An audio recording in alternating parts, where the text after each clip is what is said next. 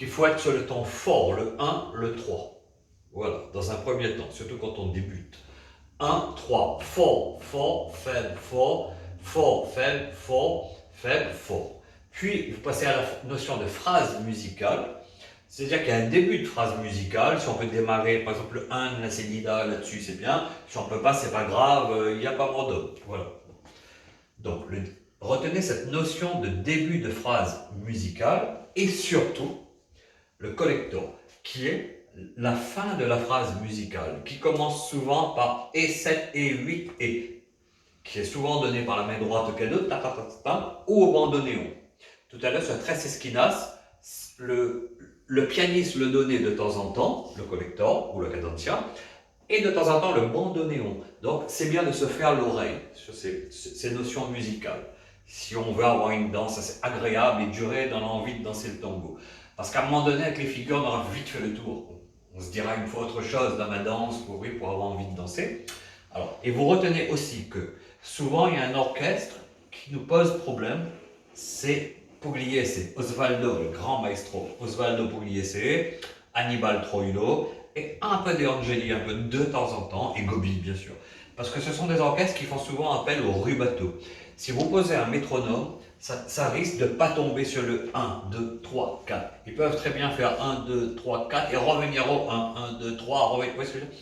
Ils peuvent souvent, ça se dérobe. Rubato, en italien, ça veut dire qu'il se dérobe. Souvent, on peut se demander, zut, il est passé où le temps fort? Vous voyez, ben, en fait, il y est, mais pour Pugliese l'a joué autrement, ainsi que Troilo. On reviendra sur Anestata dei Grilli, de Troilo et Goyeneche, où le rubato est très expressif. Okay.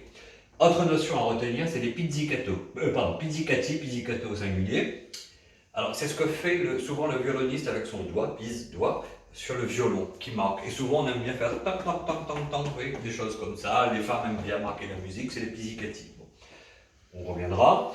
Et ensuite, vous avez la notion d'adagio et de variation sur Pugliese, etc.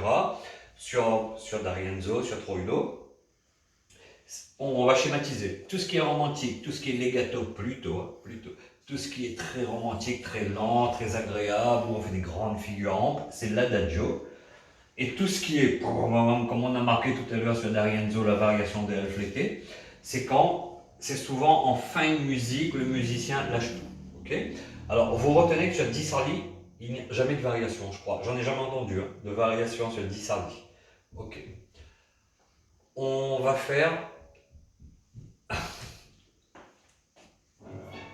Absolument.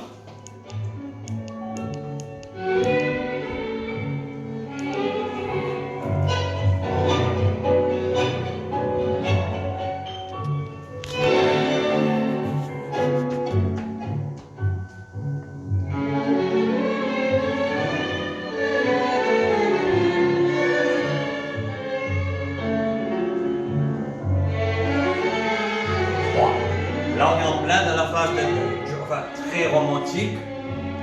4,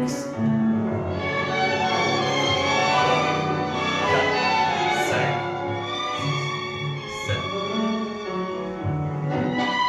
2, 3, 6, 1.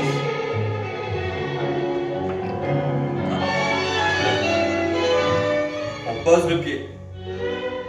Pose le pied. Connectant. 2, 3, 4, 5, pied, connectant. Quand j'ai le collector, je sais que je suis à une fin de phrase musicale, donc ça me rassure. Dans ma danse, je sais que je peux commencer une phrase juste après, et en général, si on a bien respecté le collector, on tombe sur une fin de phrase musicale. Le 8. Bravo, travaillez bien.